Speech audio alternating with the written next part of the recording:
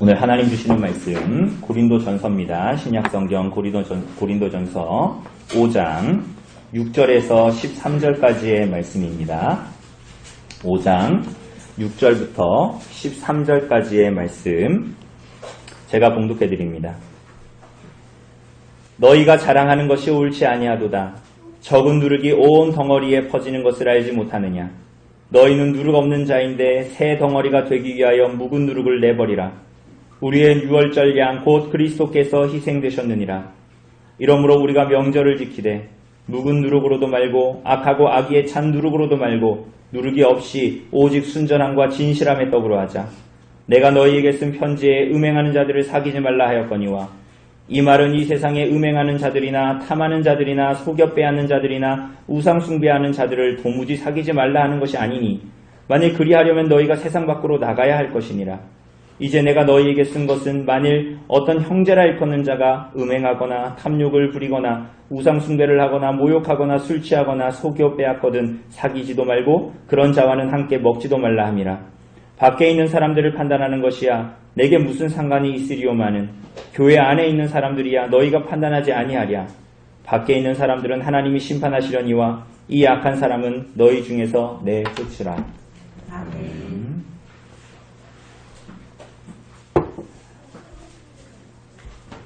오늘 사랑하는 여러분, 하나님은 교회를 부르실 때 다른 곳이 아니라 이 세상 가운데에 교회를 두셨습니다.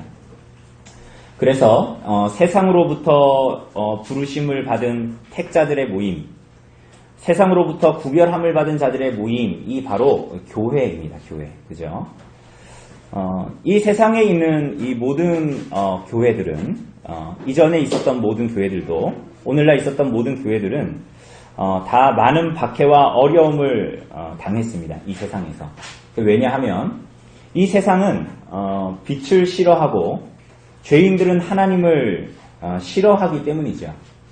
그래서 이 땅에 있는 성도와 교회들이 그리스도를 아는 빛을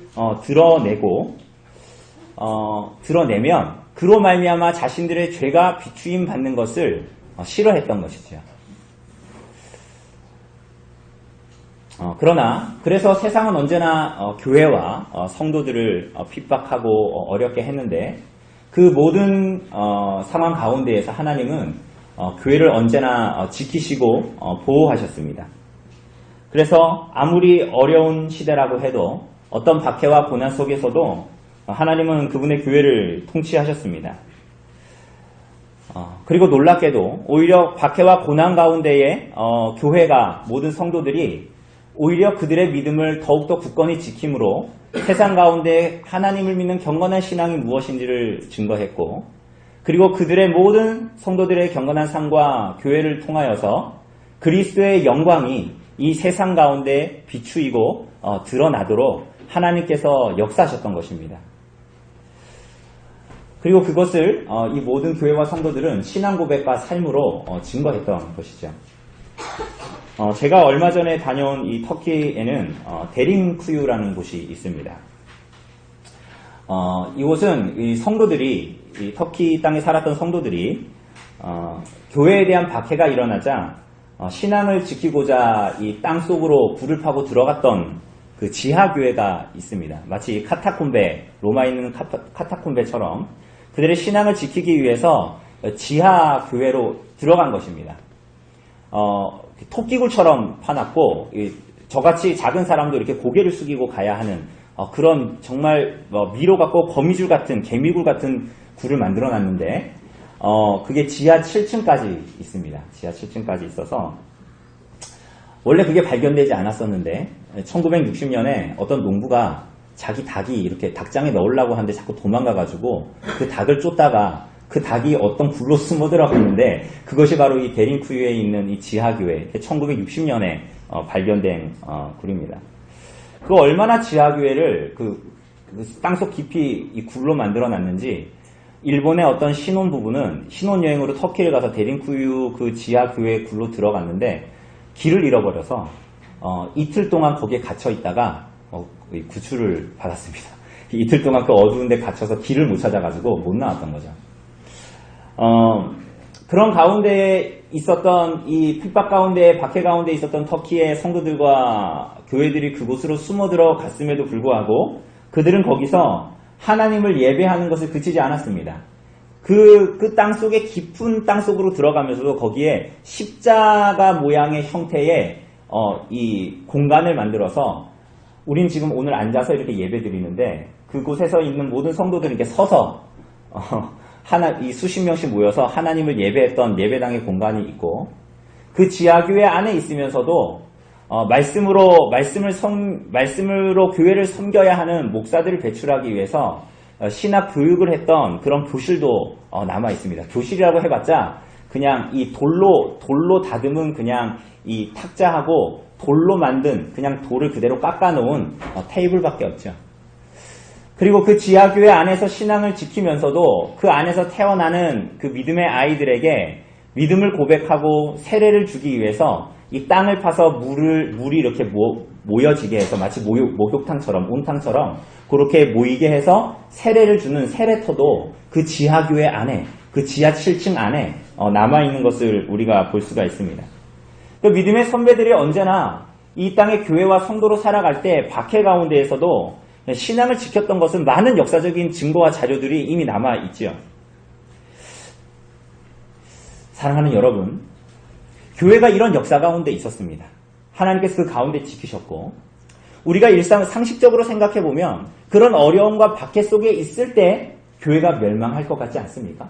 교회가 사라질 것 같고 교회의 불씨가 잦아들 것 같습니다. 그러나 놀랍게도 교회의 역사가 보여주는 것은 오히려 교회가 밖으로부터 받는 박해와 핍박이 교회를 무너뜨리고 교회를 타락시킨 것이 아니라 교회 안으로부터의 문제로 말미암았다라는 것을 우리는 알게 됩니다. 그 한 예로 우리가 알다시피 로마 시대에 많은 황제들은 성도와 교회들을 박해했습니다. 그죠? 우리가 이미 말하지 않아도 콜로세움에 수많은 사람들을 사자밥으로 던졌고 사람들은 그것을 즐겼고 그리고 성도들을 그냥 장대에 꽂아가지고 불을 피워가지고 밤새도록 불을 피우기도 했습니다. 그죠? 이러한 로마 황제들의 이 박해를 끝낸 우리가 알다시피 323년에 콘스탄티누스 대제 때에 기독교를 국교로 선포하게 됩니다. 그래서 지하에 있던 모든 교회들은 카타콤베에 숨어서 지하교회에서 숨어서 신앙생활했던 모든 사람들은 이제 정말 자유를 얻었어요. 지상으로 나와서 하나님을 예배할 수 있는 자유가 생겼습니다. 그런데 그럼 되게 좋은 거잖아요. 그런데 오히려 이때에 더 큰 문제가 생겼습니다. 그게 뭐죠? 예를 들면 로마가 기독교를 국교로 선포했기 때문에 만약 공직으로 올라가려면 기본적으로 기독교인이어야 했습니다. 당시에 로마는 다 기독교인들이 아니잖아요. 대부분이. 그죠? 물론 기독교인도 있었지만 대부분 이방 신을 섬기는 자들이었단 말이죠.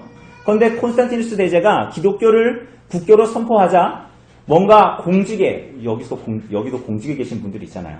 공직으로 가려면 기독교 신앙, 세례 증서를 가지고 있어야 된단 말이죠. 그러니 무슨 상황들이 벌어졌을까요? 로마의 시대, 이 세계 안에서 그 교회 안에서 이면적인 기독교인들이 나타나기 시작합니다. 그러니까 내가 기독교 신앙을 참으로 갖지 않음에도 불구하고 공직에 나아가려면 기독교인이 되어야 하니까 이면적인 기독교인들이 나타나기 시작하는 거예요. 그들이 교회 안에 머물면서 교회는 외부로부터의 수많은 박해, 카타콤베에서의 그 신앙생활, 콜로세움에서 그렇게 사자밥이 되면서도 신앙을 지키면서도 교회가 타락하지 않았는데 오히려 교회의 타락은, 교회의 멸망은 그 안에서부터 시작된 거예요. 뭐요? 이면적인 그리스도인들이 나타나기 시작했다라는 거예요. 그리스도인이라는 명찰을 가지고는 있지만 그들이 과거의 삶을 버리지를 못합니다. 그러면서도 신앙의 공동체 안에 속해서 세상과 교회라는 두 가지의 삶을 계속적으로 이어가기를 원했던 갈매의 삶 위에서 바알과 하나님 앞에 머뭇머뭇하는 수많은 사람들이 교회 안에 있기 시작했던 거야. 그리고 그 교회 안에 있는 사람들은 하나님을 따라가고자 고군분투하면서 자기를 부인하면서 싸우는 사람들이 아니라 이면적 유대인이 나 자신의 정체성으로 여기면서 살아갔던 거야. 교회에서의 삶이 따로 있고 가정에서의 삶이 따로 있고 직장의 삶이 따로 있는 거야. 그래서 직장에서 나 교회 다닌다고 그러면 사람들이 놀라는 거야. 왜 네가 교회 다닌다고? 그런 이면적인 기독교인들이 나타나기 시작했습니다.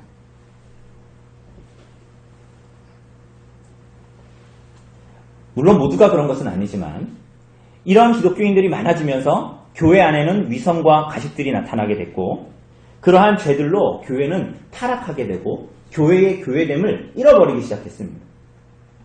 사랑하는 여러분, 그 모습은 오늘 우리가 보는 고린도 교회의 모습과 굉장히 유사합니다. 우리가 지난주에 본 대로 세상에서도 없는 음행을 행했지요. 그게 뭡니까? 어떤 남자가 그 아버지의 아내를 취했습니다. 그것은 생모가 아니라 계모 혹은 아버지가 죽은 다음에 있었던 후척이라고 보여집니다. 아마도 이 사건에 등장하는 이 남자, 바울이 지적하고 있는 이 남자는 교회에 속한 사람이고 그 여자는 교회 바깥에, 그러니까 교인이 아닌 사람이었던 것 같습니다. 교회는 이 남자를 치리하지 못했습니다. 그래서 많은 학자들은 뭐라고 생각하냐면 아마도 그 남자가, 그 사람이, 그 죄를 범한 사람이 교회 안에 상당한 위치, 상당한 직분을 가지고 있는 사람이거나 교회에 물질적으로 많은 도움을 주는 재력가였을 것이라고 추측하기도 합니다. 어쨌거나 이 사람은 성도인데 세상에서도 하지 않을 죄를 짓고도 그 당사자는 교회의 용인 안에서 그 죄를 지었음에도 불구하고 치리하지 않는 그 교회의 용인 안에서 여전히 자기의 부함과 지혜로움을 자랑하고 우쭐댑니다. 그리고 자신에게는 마치 모든 죄가 허용되고 내가 교회 안에 있지만 내가 죄를 지어도 누구도 나를 건들지 못하는 것이냐 우쭐대면서 방종하는 삶을 이어나갑니다. 무슨 이름을 달고요? 내가 그리스도인이라는 이름을 달고 말입니다. 그래서 그리스도가 원하는 삶은 전혀 살지 않고 그리스도의 십자가의 핏값을 헛되이 낭비하는 삶을 이어나가기 시작합니다. 사도는 그것을 무엇으로 비유합니까? 오늘 우리가 6절에서부터 쭉 보면 자주 나오는 단어가 있습니다. 그게 이 사람의 행실을 말해주는 겁니다. 그게 뭐예요? 누룩입니다. 누룩. 이 누룩은 효모, 이스트하고는 좀 다릅니다. 이 누룩은 빵을 만든 이 이미 부풀어 오른 반죽의 일부를 떼어내고 저장해서 시큼한 냄새와 맛을 나는 그 반죽을 보관해둡니다. 일정 기간. 그리고 나서 새로운 반죽을 부풀릴 때 그 새로운 밀가루 반죽에다가 그거 이미 발효된 이 덩어리를 넣어서 이 밀가루를 발효시키는 거죠. 그런데 이 작은 덩어리를, 이 보관해두었던 덩어리를 조금만 잘못 보관하면 우리가 알다시피 상하게 되는 거예요. 그러니까 우리가 먹을 수 있는 요거트 이런 수준의 발효가 아니라 완전히 거의 썩는 수준으로 가는 거죠. 근데 그것을 모르고 새로운 반죽에다가 섞어서 이것을 버무리면 어떻게 돼요? 전체 덩어리가 다 오염되고 상하게 되는 것이죠. 사랑하는 여러분, 지금 바울은 이 누룩을 바로 그러한 자, 교회에 있으면서도 죄를 지으면서도 그것을 치리하지 않고 그를 가만히 두는 것을 바로 이 누룩으로 묘사하고 비유하고 있는 것입니다. 놀랍게도 이 사람들이 교회의 죄인을 치리하지 않고 가만히 둔 죄는 그냥 저놈은 나쁜 놈이야. 쟤는 교회 다니면서 왜 저렇게 하지? 라고 이렇게 그냥 그 개인의 일로 묶어두어서 되는 일이 아니라 교회 공동체 전체를 간염시키고 망하게 하는 주의 복이다 라고 말합니다. 여러분 제 말이 이해되십니까? 어떤 한 성도가 교회에 속해 있으면서 죄를 짓는 것은 그 개인의 어떤 개인적인 일이 아니라 마치 이 적은 누룩이, 오염된 이 누룩이 새로 빚은 이 전체의 밀가루 반죽을 다 오염시키는 것처럼 그렇게 교회 공동체를 오염시키는 그러한 누룩이다라고 말하는 것입니다. 이렇게 어리석은 가운데에 있는 고린도 교회에게 사도는 무엇이라고 말합니까? 7절을 보면 너희는 누룩이 없는 자라고 말합니다. 여러분 사도는 교회를 향해서 뭐라고 말합니까? 너희는 누룩이 없는 자다.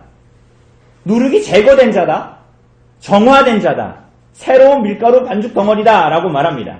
그리고 이어서 보면 뭐라고 얘기해요? 새 덩어리가 되기 위하여 뭐를 버리라고요?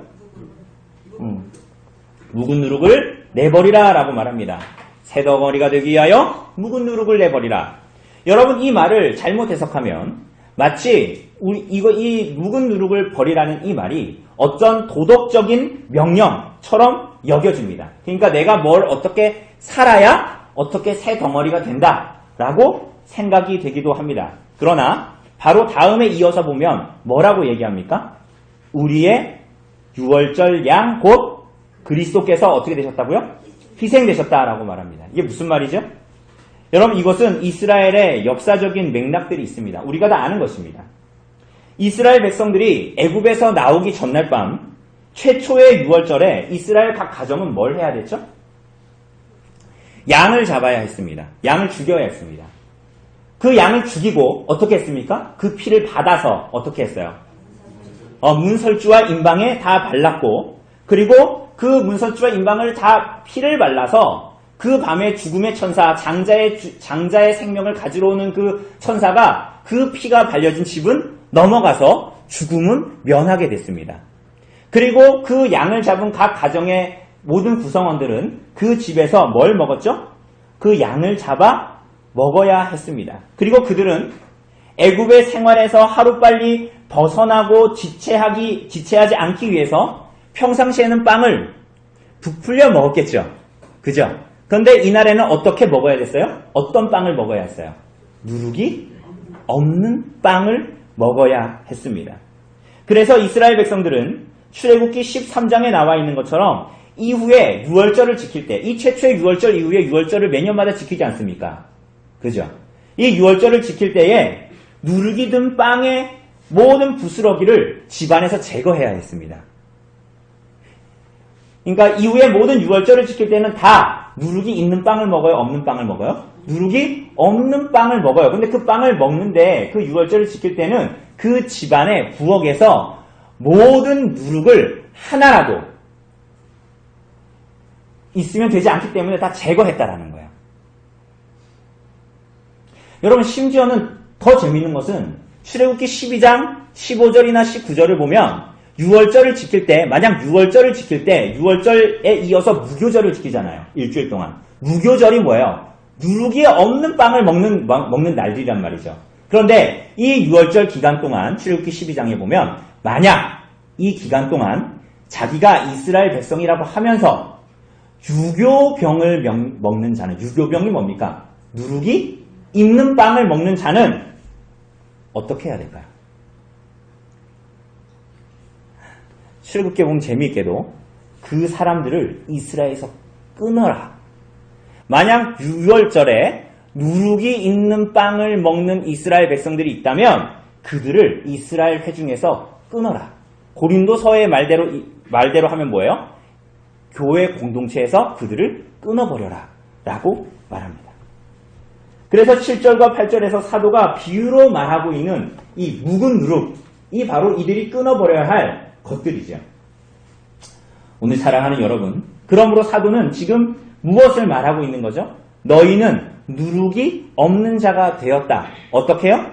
묵은 누룩을 버렸기 때문이 아니라 스스로 새로운 덩어리가 되었기 때문이 아니라 오히려 새로운 덩어리가 되었다라는 말은 너희가 이전에는 새로운 덩어리가 아니었다. 너희는 더러운 자들이었다라는 것을 말하는 것이죠.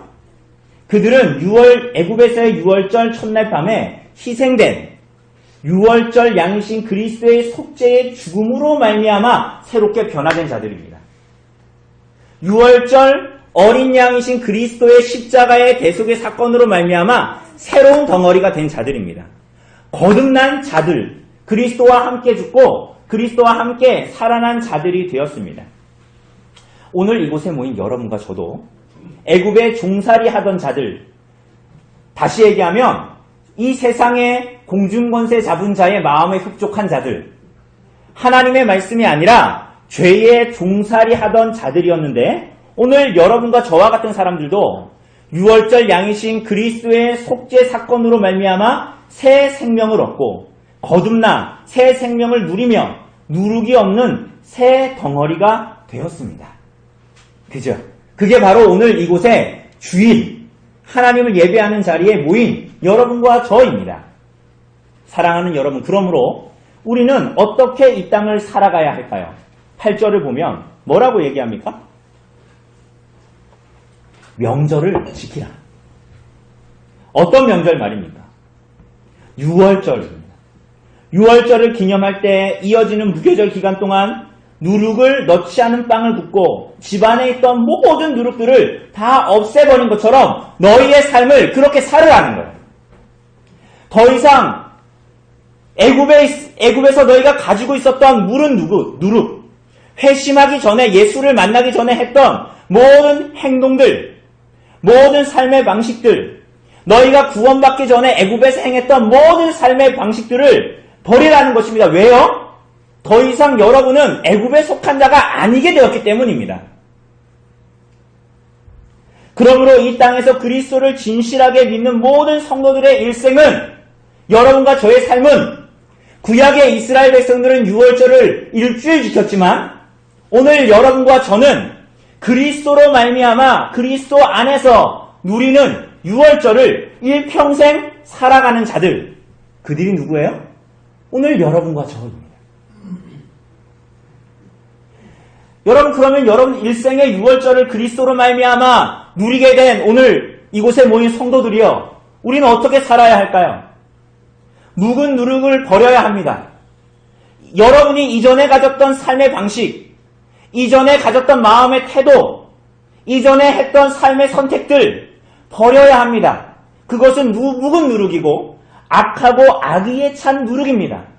하나님 앞에 죽었던 행실을 반복하지 말고 누룩이 없는 진실한 신자의 삶을 살도록 부름받은 것이 바로 교회인 것이지요. 여러분, 이것을 위해서 우리의 6월절 양이신 그리스도가 죽으셨습니다. 십자가에서 그 피를 다 쏟으셨고 그 살을 다 찢으셨습니다. 오늘 우리가 성찬을 나눌 것이지만, 그래서 죽을 수밖에 없는 여러분과 저, 묵은 누룩을 가지고 있어서 죽을 수밖에 없는 여러분과 저에게 불사의 떡을 주셨습니다. 그분의 살로 죽지 않는 떡을 먹이시고 불사의 잔을 주셨습니다. 우리가 먹고 마시는 것들은 다 우리를 결국은 죽음으로 내몰 수밖에 없는 세상의 것들이지만, 그분이 불사의 떡과 불사의 잔을 여러분과 저에게 주심으로 우리를 구원하셨습니다. 여러분, 우리는 어떻습니까? 예수 그리스도께 속했다라고 얘기하고 그분이 구주가 뭐예요? 그분이 나를 구원하신 분일 뿐만이 아니라 그분이 나의 삶의 뭐예요? 여러분, 정말 그렇게 고백하십니까? 그래서 여러분은 여러분의 삶을 다해서 묵은 누룩을 버리는 삶을 살아가고 있습니까? 내가 그리스도와 함께 옛사람이 죽었고 그리스도의 부활과 함께 새 사람으로 산 자로 이 땅을 살아가고 계십니까? 여러분은 어쩌면 여러분 자신의 죄에 대해서 그리 심각하게 생각하지 않을지도 모르겠습니다. 혹은 여러분들이 여전히 가지고 있는 삶에서 버리지 않은 묵은 누룩에 대해서 그리 심각하게 생각하지 않을 수도 있습니다. 때로는 여러분들이 그것을 가지고 있고 여러 번 이미 반복했기 때문에 여러분의 마음이 굳어져서 그 묵은 누룩이, 죄가 여러분 안에 어떻게 작동하고 있는지 모를 수도 있습니다. 여러분, 잘 들으십시오. 여러분이 죄를 범할 때 그 일은 어쩌다가 그럴 수 있는 일이고 개인적으로 인간인지라 어쩔 수 없는 일이다로 끝나는 것이 더 이상 아닙니다. 여러분이 여러분의 구체적인 삶에서 세상에서 만나는 사람들을 어떤 말과 행동으로, 마음으로 대하는가, 여러분의 직장에서 만나는 사람들을 어떻게 대하는가, 여러분의 삶의 자리에서 어떤 언행을 하는가, 여러분의 삶에서, 여러분의 인생에서 어떤 삶의 선택을 하면서 살아가는가 하는 것은 주님께서 이 땅에 주신 그리스도의 교회의 목적과 긴밀한 연관성을 가지고 있습니다. 여러분의 죄는 이제 그리스도께 속했다면 그저 개인적인 문제로 끝나지 않습니다. 여러분의 삶의 자리에서 여러분이 말씀에 불순종하여 짓는 모든 죄악들은 교회를 이 땅에 두신 하나님의 목적을 가리게 됩니다.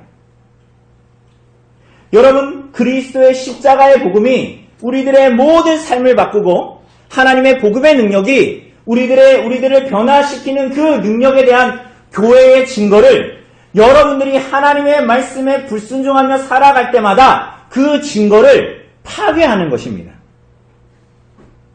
그래서 여러분은 스스로 그 묵은 누룩을 가지고 내가 교회는 다니지만 예수님을 믿는다고 하지만 믿지 않을 때의 삶을 여전히 살아간다면 여러분은 그야말로 성경이 말하고 있는 것처럼 경건의 모양은 있으나 경건의 능력은 부인하는 자들로 살아감으로 말미암아 그리스도께서 이 땅에 교회를 두심으로 복음으로 죄인을 변화시키시고 그들을 죽음에서 건지신다라는 교회의 증거를 완전히 말살시켜 버리는 것입니다. 그 증거를 다 부인하는 것입니다. 뭐를 들어서? 자신의 삶을 들어서. 그러므로 사랑하는 여러분, 그리스도로 말미암아 교회에 지체된 여러분들에게는 더 이상 사적인 죄악이나 사적인 부도덕성은 없습니다. 한 사람의 죄는 그리스도로 말미암아 하나된 지체들 모두를 더럽히게 됩니다. 어떤 한 사람이 하나님의 말씀에 불순종하여 믿음의 공동체를 부끄럽게 하는 일을 행했을 때 그것은 더 이상 개인의 문제가 아니라 교회의 문제가 되는 것입니다. 오늘날처럼 이렇게 개인주의화되어서 심지어 그리스도를 믿는 신앙을 가졌다고 하는 사람들이 성경이 말하는 교회가 무엇인지를 몰라서 혹은 알면서도 믿지 않아서 얼마나 어리석은 행동을 하는지 모릅니다. 그저 신앙을 개인의 삶의 어떤 한 부분, 스케줄로 여기기도 합니다. 초점이 교회에 있는 것이 아니라 자기 자신의 삶에 있는 것이죠. 그래서 말씀에 순종하는 것도 성경에 절대적인 가치를 두지 않습니다. 여러 번 말한 것처럼 말씀이 어느 정도 내 마음에 들어맞을 때는 내가 기꺼이 순종하겠는데 그 말씀이 내가 하고픈 일에서 어긋나기 시작하면 순종하기를 거부합니다. 하나님을 경외한다고 말하지만 진실은 하나님을 경외하지 않기 때문에 말씀을 존중하지 않는 거예요. 여러분 잘 들으세요. 말씀에 순종하지 않고 존중하지 않는 것은 사실은 하나님을 경외하지 않는 것입니다. 여러분 그래서 일상생활에서 어떻게 하는 게 말씀에 순종하는 것일까? 내가 일상의 많은 선택들에서 어떤 선택을 하는 것이 계명에 순종하는 것일까를 고민하지 않는 거예요. 왜 고민하지 않을까요? 여러분 왜 고민하지 않을까요? 내가 머리가 나빴을까요?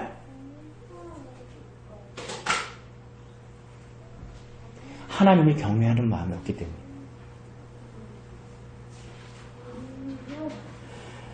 그리스도인이라고 하지만 주일 성수를 하는 것보다 이 땅의 인생들이 먹고 마시는 일, 시집가고 장가가는 일이 더 중요하게 여겨집니다.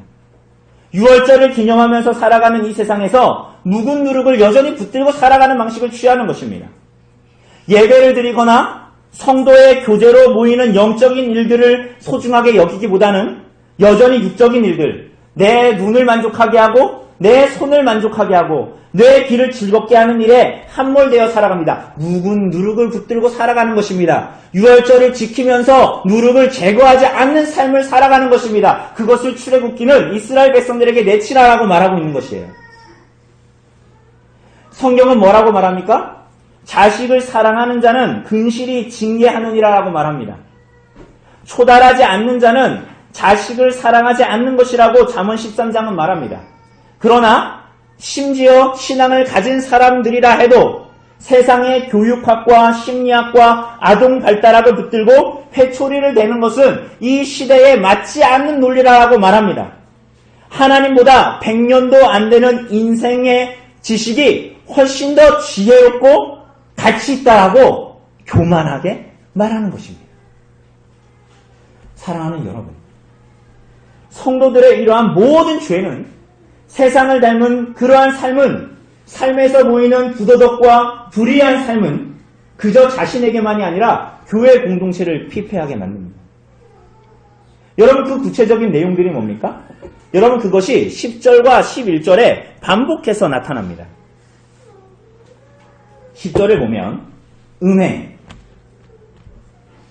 여러분 더우면 저 난로를 좀 바깥으로 내주실래요? 네.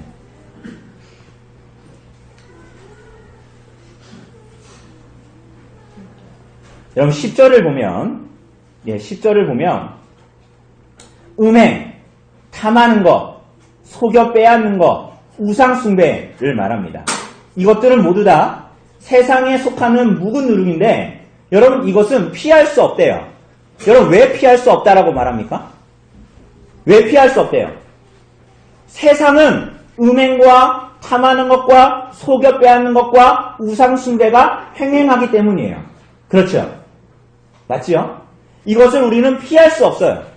그러니까 우리는 교회는 세상 안으로 부름을 받았습니다. 그러니까 세상 안으로 이런 음행과 속여 빼앗는 것이 가득한 이 세상 안으로 부름을 받았는데 그러나 교회는 세상에 속하는 자들로 부름을 받지는 않았습니다. 이해되시죠? 교회 안에 세상 안에 존재하지만 세상에 속하는 자로 부름을 받지는 않았다라는 거예요. 그러니까 세상을 닮으면 되는 거예요? 안 되는 거예요? 안 되는 거예요.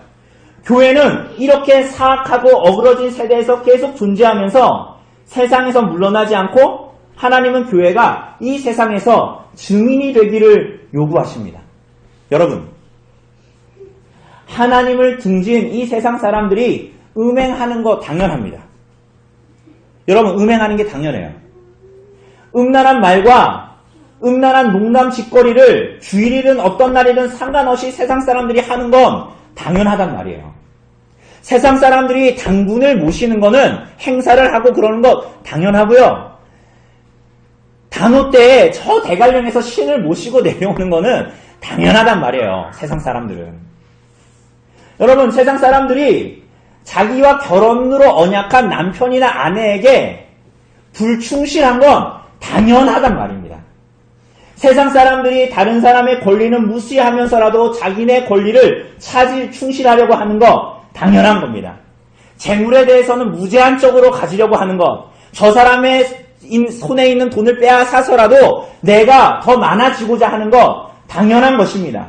불법적으로 부당하게 부를 축적하려고 하는 것, 못 가진 사람들의 어려움을 외면하고 무시하려고 하는 것, 돈이나 무엇이든지 자신의 인생과 목적을 위해서 자신의 모든 것을 다 바치고서라도 탐욕적으로 가지려고 하는 것, 여러분 이 모든 것들은 하나도 이상하지 않아요. 세상은 원래 그러니까.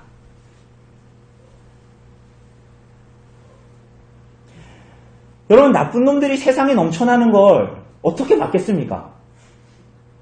하나님께 속하지 않은 사람들이 그렇게 살아가는 건 너무나 당연하다는 말이죠.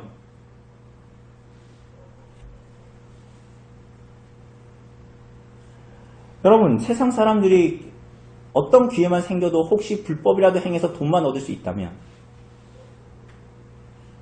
편법을 써서라도 집이나 땅을 어떻게 해서 투기를 해서라도 부를 얻을 수만 있다면, 내가 성실히 일하는 것이 아니라 내가 어젯밤에 꿈을 좋게 꿔가지고 로또 복권 하나 사가지고 그 불로소득을 얻으려고 하는 거, 여러분 그것은 세상에 속한 사람들은 당연하다는 거야. 그건 하나도 이상하지 않아요. 그런데 여러분, 이러한 자들이 교회 안에 있다는 게 문제라는 거예요. 이런 자들이 세상에 넘치는 것은 당연하지만 이런 자들이 교회에 넘치는 것이 어떻게 가능한 일인가? 라고 사도는 말합니다. 왜 그러지요? 여러분, 그런 사람들은 지금 마치 구약으로 보자면 6월절을 지내면서 자기가 6월절 어린 양 때문에 구원받았고 누룩이 없는 떡을 먹었다라고 말하면서도 주방에서 묵은 누룩을 아까워서 버리지 않는 사람들이잖아요. 낡은 삶의 방식을 내가 예수 믿기 전에 가졌던 생각, 예수 믿기 전에 했던 언행들, 예수 믿기 전에 가졌던 가치들 여전히 가지고 살아간다면 여러분 6월절인데도 묵은 누룩을 제하지 않는 사람과 똑같다는 거예요.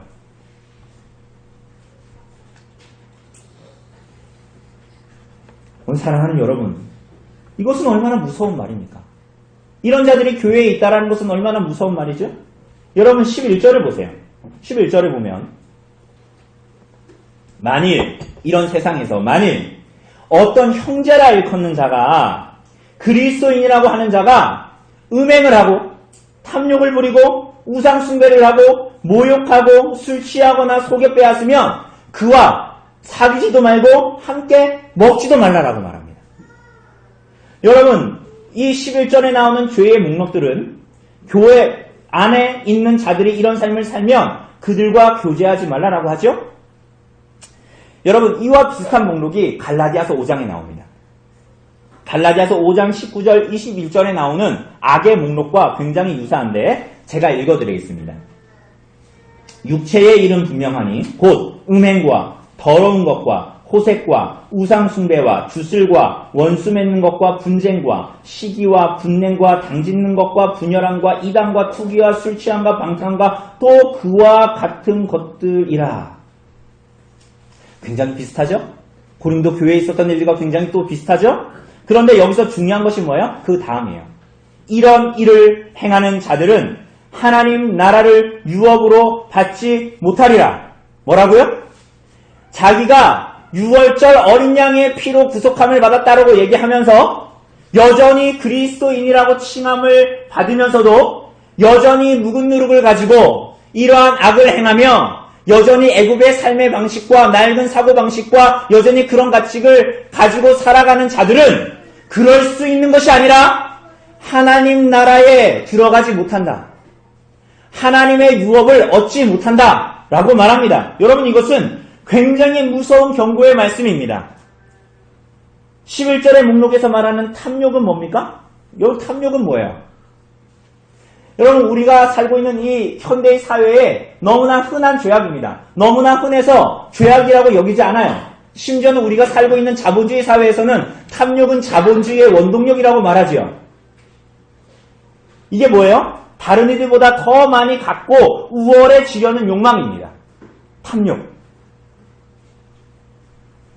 여러분, 루터는 그가 목회하던 어떤 교회에, 마틴 루터는 그가 목회하던 어떤 교회에 어떤 한 남자를 치리하려고 했습니다. 왜 치리하려고 했냐면 그 남자가 집을 샀는데 30굴덴을 주고 집을 샀어요. 정확한 이 굴덴의 가치는 잘 모르겠습니다. 근데 어쨌거나 집을 샀는데 30굴덴을 주고 집을 샀습니다.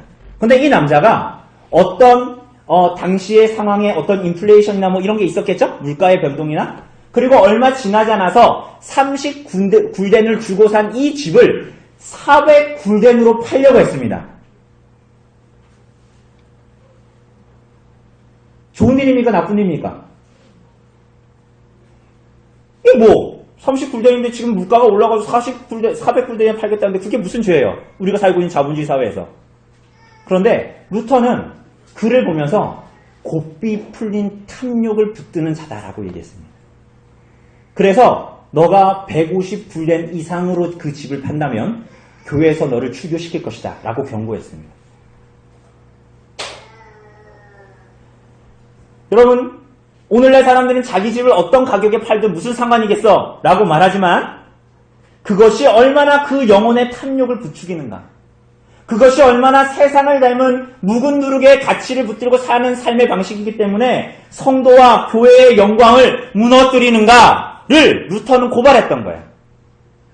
그게 얼마나 하나님을 사랑하고 형제와 이웃을 사랑하지 않는 방식, 사람을 사랑하지 않는 방식, 얼마나 고삐 뿔린 탐욕으로 인생을 추구하는 것인가 라고 루터가 그를 향해서 말했던 거예요.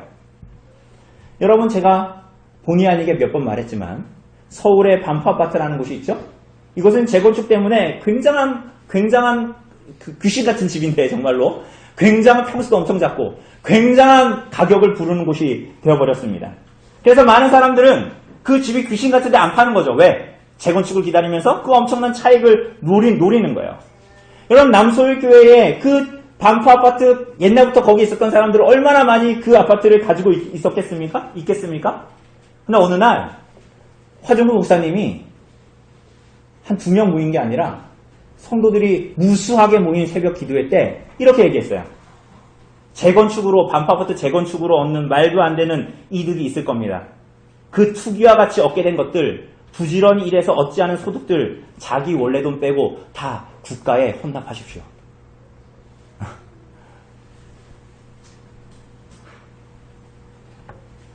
여러분, 이것이 정말 사는 것입니다. 여러분, 이것이 정말 그리스도의 교회로, 성도로 이 땅을 살아가는 방식입니다. 묵은 누룩을 버리고 누룩 없는 자로 살아간다는 것은 성경에 기록된 좋은 말이 아닙니다. 그냥 몇 번 내가 입으로 몇 번 하면 그냥 내 지식과 나의 인격을 보여주는 그런 말장난이 아니라는 거예요. 여러분, 그리스도를 믿는 자들은 그렇게 살아가는 자들이 아닙니다. 하나님의 나라를 소유한 자로 살아가는 것입니다. 이것이 바로 우리들의 일생을 다 들어 긴 6월절, 우리들의 일생을 다 들어 7일만 무교병을 먹는 것이 아니라 온 우리들의 인생을 들어 긴 6월절을 하나님 앞에 보내는 하나님의 나라를 사는 성도들과 교회의 삶의 방식입니다. 뿐만 아닙니다. 우상숭배는 뭡니까?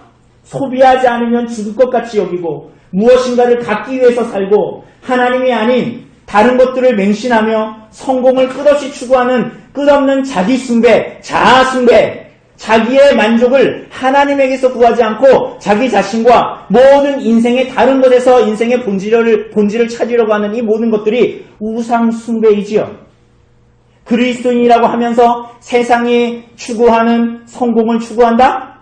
인생의 목적이 자기 자신의 출세다? 바라는 것이 자신의 삶을 잘 영위하는 것이다? 다 우상숭배입니다. 이런 자들은 하나님 나라에 합당치 않습니다. 또 뭐라고 말합니까? 모욕하는 자입니다. 여러분, 이건 이전 성경에 후욕하는 자라고 얘기하면 이건 뭐예요? 다른 사람들을 욕하고 헐뜯는 거예요. 특히 권위를 부여받은 자들을 향해서 멸시하고 조롱하고 욕하는 것입니다. 쉽게 얘기하자면 몇 명만 모이면 남 얘기하기 좋아하고 남 흉보는 거 좋아하고 자기 수가 틀리면 그게 아버지고 어머니고 어떤 권위를 가진 자도 상관이 없는 거예요. 여러분, 특히 오늘 본문에 의하면 교회의 직분자를 향해서 그러한 언행을 보이는 자들은 교회의 몸을 근본적으로 깨뜨리는 자들이다라고 말하고 있는 것입니다. 이런 자들은 하나님의 나라에 속하지 않습니다. 또 무엇이라고요? 술 취하는 자입니다. 술에 취해서 자기 자신을 방탕한 삶으로 이끌고 마치 자신이 술을 이길 수 있는 것처럼 살아갑니다.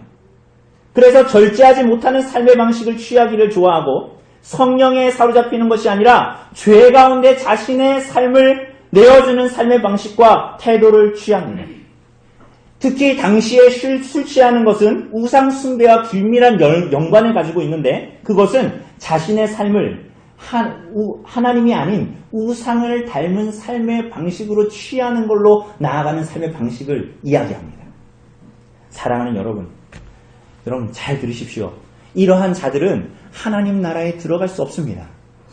여러분, 이러한 자들은 하나님 나라에 들어갈 수가 없다고 제가 말하는 것이 아니라 성경이 말하고 있습니다. 여러분, 죄와 싸우고 고군분투하면서 그러한 사람들이 실패해가지고 하나님 나라에 못 들어간다 이런 얘기를 하는 것이 아니라 그리스도인이라고 하면서 세상에 속한 과거의 삶을 버리려고 하지 않는 교회 공동체에 속해 있으면서도 지속적이고 뻔뻔스럽게 하나님의 말씀을 거부하는 삶의 방식을 취하는 자들, 그런 죄를 지우면서 마을에 살고 이웃들 앞에서 그런 삶의 행태를 보이는 자들, 하나님 나라에 속한 자들이 아니고, 그러므로 교회에 속한 자들은 그들과 사귀지 말고 거리를 두라 라고 경고하고 있는 것입니다. 사랑하는 여러분, 기억하십시오. 13절을 보면 이 악한 사람은 너희 중에서 내쫓으라고 하시죠? 여러분, 이것은 신약의 새로운 명령이 아닙니다. 분명히. 여러분, 이것은 오늘 이 본문도 신명기 22장의 인용입니다. 모든 언약 가운데에 있는 하나님의 말씀이라는 것입니다. 그러니까 구약의 이스라엘 백성들에게 구약의 언약의 경륜 가운데 있었던 자들에게도 동일한 말씀을 하셨고 신약의 경륜 가운데 있는 고린도 교회의 교인들을 향해서도 사도는 동일한 말을 하고 있는 거예요. 뭐예요? 너희 가운데 악을 제거하라는 거예요. 여러분, 이 명령이 제시된 신명기 22장에 나오는 이 죄들은 너희 중에서 악을 제거하라라는 이 명령은 오늘 우리가 보는 11절에 보았던 죄의 목록과 굉장히 비슷합니다. 잘 들어보세요. 신명기에서는 어떤 사람들을 제거하라고 했는지. 다른 신을 따르라는 거짓 선지자. 다른 신을 섬기기 시작한 남자와 여자, 우상숭배를 말하는 거죠. 도둑질하다가 붙잡힌 자들, 탐욕을 말하는 거죠. 다른 사람에 대하여 악의적으로 거짓말을 하는 모든 사람들, 후욕하는 자, 모욕하는 자입니다. 그 언약 백성들 가운데, 그리고 처녀가 아닌데 처녀라고 속이고 결혼한 여자, 약혼한 처녀에게 동침을 강요한 남자, 음욕이죠? 이 모든 자들이 언약 백성 가운데 있다면 6월절에 인생을 사는데 여전히 유교병을 먹는 자, 묵은 누룩을 가지고 있는 자는 이스라엘 가운데에서 제거하라는 명령입니다. 오늘 사랑하는 여러분, 이러한 자들에게 권징을 행하고 제거하고 쫓아내라고 교회에게 주님께서 말씀하고 있습니다. 오늘 사랑하는 여러분, 악은 그 모양이라도 버리시기를 바랍니다. 여러분, 일상에서나 하는 안 믿는 사람들이나 하는 희덕거리는 농담들을 교회에서 하지 마십시오. 여러분, 교회에서만이 아니라 그것이 여러분의 일상을 지배하게 하셔야 합니다. 음담패설은 입 밖에도 내지 마십시오. 끝없이 탐하려고 하고 더 가지려고 하고 다른 사람들보다 더 좋은 거 더 많이 가지려고 하는 그 욕심을 버리십시오. 묵은 누룩입니다. 그 누룩을 버리고 자기를 부인하십시오. 교회에서는 어찌하든지 다른 이를 섬기려고 하십시오. 다른 이에게 더 좋은 것을 나누려고 하십시오. 그 교회에서의 연습이 여러분의 일상으로 들어가고 여러분의 일상을 지배하게 하셔야 합니다. 여러분, 끝없이 자기 자신을 섬기려고 하는 이 시대 정신을 버리고 하나님을 경외하십시오. 세상의 생각과 세상의 판단과 여러분의 지식과 지혜를 따르려고 하지 말고 여러분의 판단에 따라서 선택하려고 하지 말고 하나님의 말씀과 계명이 여러분의 선택의 기로에서 무엇을 요구하는가를 직시하십시오. 그분의 말씀과 계명을 기억하십시오. 여러분 자신을 숭배하지 말고 여러분 자신을 만족시키려고 하지 마십시오. 하나님을 경외하십시오. 다른 일을 헛듣고 욕하고 뒤에서 흉보는 일을 중단하십시오. 성도들끼리 혀로 흉보지 마십시오. 모일 때마다, 커피 마시러 모일 때마다, 335 모일 때마다, 주방에 모일 때마다 다른 일을 헛듣지 마십시오. 다른 이의 약점이 있다면 덮어주십시오. 입을 닫으십시오. 다른 이의 단점을 붙들려 하지 말고 다른 사람이 여러분들을 얼마나 참아주고 있는가를 기억하십시오. 술 취하지 마십시오. 여러분이 예수 믿기 이전에 가졌던 낡은 습관과 사고방식을 버리십시오. 여러분 방탕한 삶의 태도와 방식을 버리십시오. 그것을 가지고 하나님 나라에 여러분은 절대로 못 들어갑니다. 속여 빼앗지 마십시오. 더 주려고 하십시오. 여러분들이 불로소득을 얻은 것으로 만족하지 말고 다른 이에게 더 못 주어서 다른 이를 더 만족시켜 주지 못해서 안달하십시오. 더 가지려고 안달하지 마시고. 여러분, 이것이 경건의 능력입니다. 이 경건의 능력을 소유하십시오. 6월절 양 되신 그리스도께서 이 일을 위해서 여러분과 저를 위하여 십자가에서 죽으셨습니다. 여러분, 이 놀라운 일을 이루시기 위해서 여러분과 제가 새 덩어리가 되게 하시기 위해서 6월절 양이신 그리스도께서 희생되셨습니다. 그러므로 사랑하는 성도 여러분, 교회당 안에 있는 것으로 만족하지 말고 일주일에 한 번, 혹은 일주일에 두 번 교회당에 와서 종교적인 의례를 행하는 것으로 만족하지 말고 누룩이 없이 여러분의 인생을 다 들어 누룩이 없이 오직 순전함과 진실함의 떡으로 즐거워하십시오. 여러분의 모든 삶의 언행의 동기와 목적이 하나님 앞에 순전하고 진실하게 하십시오. 그것이 여러분의 일생을 들어 6월절을 지키는 방법입니다. 누룩이 없는 떡으로 자신을 하나님 앞에 드리십시오. 그들이 그리스도로 말미암아 누룩 없는 자들로 새 덩어리로 부름을 받은 오늘 이곳에 있는 여러분과 저 교회입니다. 교회. 여러분 사도행전 2장 43절 이하를 보면 초대교회의 모습을 묘사해요. 여러분 들어보세요. 초대교회가 어떻게 신앙했는지를 이렇게 묘사합니다. 믿는 사람이 다 함께 있어 모든 물건을 서로 통용하고 또 재산과 소유를 다 팔아 각 사람의 필요를 따라 나누어 주며 날마다 마음을 같이하여 성전에 모이기를 힘쓰고 집에서 떡을 떼며 기쁨과 순전한 마음으로 음식을 먹고 하나님을 찬미하며 또 온 백성의 칭송을 받으니 주께서 구원받는 사람을 날마다 더하게 하셨다. 사랑하는 여러분, 이들은 그리스도 안에서 서로에게 서로를 내어주었습니다. 어떻게요? 누르기 없이, 가식이 없이, 가면이 없이 서로를 순전하고 진실하게 대했습니다. 어떻게 그럴 수 있었어요? 그들이 그리스도 안에서 누룩 없는 자로 들여졌기 때문입니다.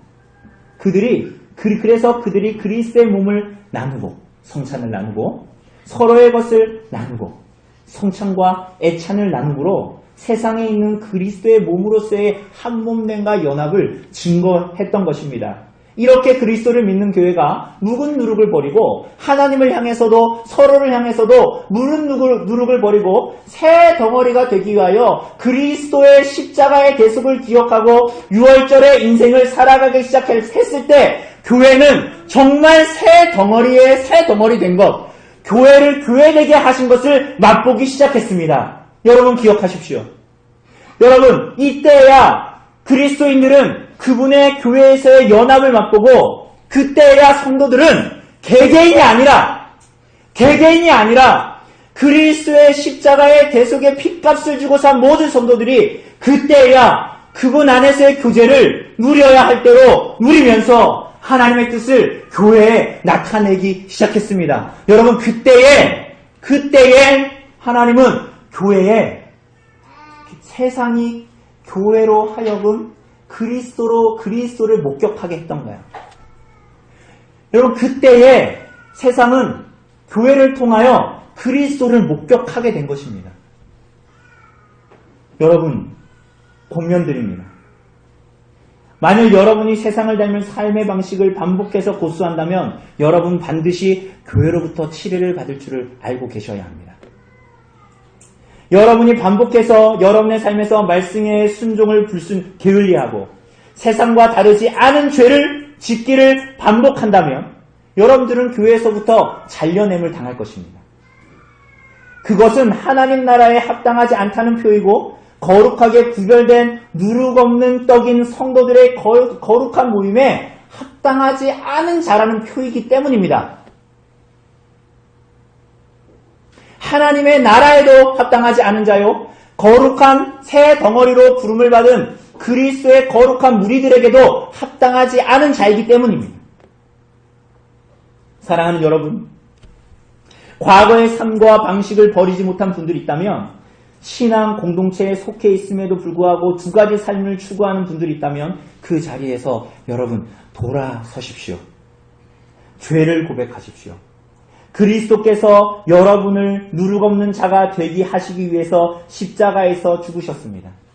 여러분의 삶의 구체적인 곳에서 악의 모양이라도 여러분의 삶에 남아있다면 여러분이 하나님의 말씀에 순종하지 못하게 하는 인간관계나 환경이 있다면 여러분 청산하십시오.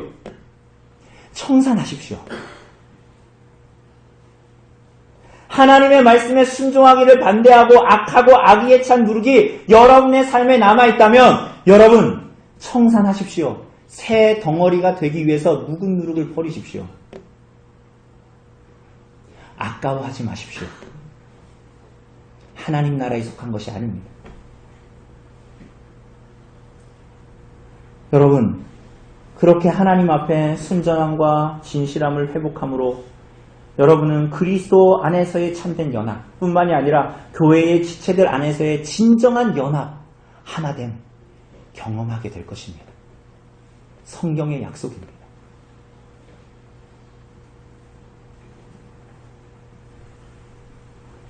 여러분 그때에야 여러분은 가식과 위선과 외식의 가면을 벗고 진정한 의미의 한몸됨의 교회의 교제 안으로 성도됨의 교제 안으로 들어가게 되는 것입니다. 그때야 그리스도의 교회는 이 땅에 두신 언별리 교회는 하나님의 목적대로 그리스도의 영광을 드러내고 증거하게 될 것입니다. 사랑하는 여러분, 이러한 은혜가 오늘 이곳에 모인 여러분들에게 있기를 바랍니다. 이렇게 유월절을 지키는 교회의 삶, 일평생을 다하여 그리스도로 말미암아 새 덩어리가 된 모든 성도들이 진실하고 순전한 떡이신 그리스도를 사모하고 나아가는 교회의 삶이 그때야 가능해질 것입니다. 그 은혜가, 그 유월절을 지킴이 우리들의 이곳에 모인 우리 성도들의 삶의 일생을 돕고 이 교회적인 삶을 이끌어 가시기를 간절히 원합니다.